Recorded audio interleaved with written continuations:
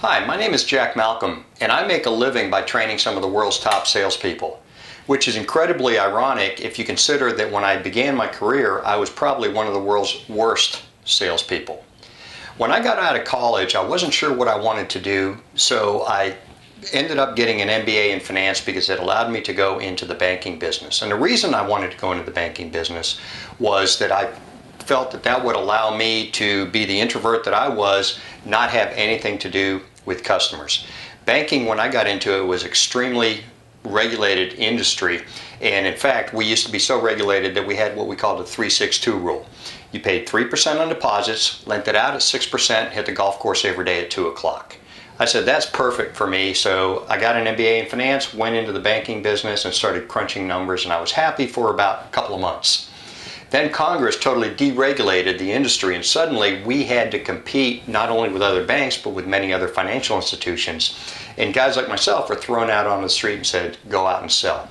No training at all, certainly nothing that we wanted to do. And in fact, around that time, I was given one of those psychological tests, and at the end of it, I was told that I had absolutely no ability for sales at all. But I had to make a living somehow, so I went out and knocked on doors and talked to people and made probably every mistake in the book, but I gradually got a little bit better at it. Yet I never really saw selling as a science or even a craft that could be worked on, it can be improved, until one day, and it happened quite by accident. I got an appointment to see the CEO of a $50 million company, not because I was any good at really getting in to see people at the C-level, but because my bank was the largest in Florida at the time, and he allowed me in just because of that. Walked in, had the initial pleasantries, and then he sat down and he looked me right in the eye and says, "Tell me why I should do business with you." And I looked him straight back in the eye, and I said, and without even knowing what was going to come out of my mouth next, I said, "I don't know."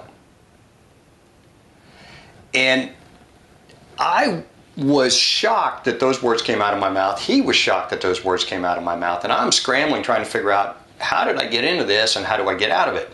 So he says to me, "Wait a minute, you want me to bank with you, but you don't know why I should bank with you? What's up with that?" So I'm thinking real hard, and I said, "Well, sir, I have a lot of clients that are very happy with the services that we've provided to them. Some of them I've helped them with loans to grow their business. I've helped some with cash management services to improve their cash flow. I've helped some with investments. Until I know more about you and your business, I don't know if you should bank with me. Do you mind if I ask you some questions?" And he said, "Well, that's an interesting approach. I haven't seen that one before. Go ahead, ask me some questions."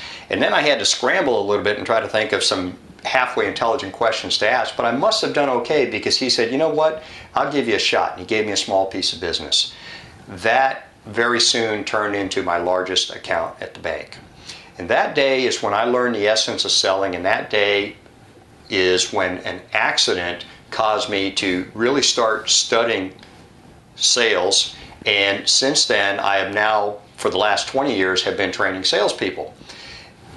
I learned one thing that day. I learned what I call outside-in thinking. Outside-in thinking is really the pillar of everything that I sell, everything I train, and everything I've learned about selling. And outside-in thinking is quite simply that it's not about me, it's not about my product, it's not about my company. It's about you as my client or potential client, what you need, what keeps you awake at night, what excites you, and if I can understand that and I can find something that will help you get to where you want to go, then I'm going to have a successful sale.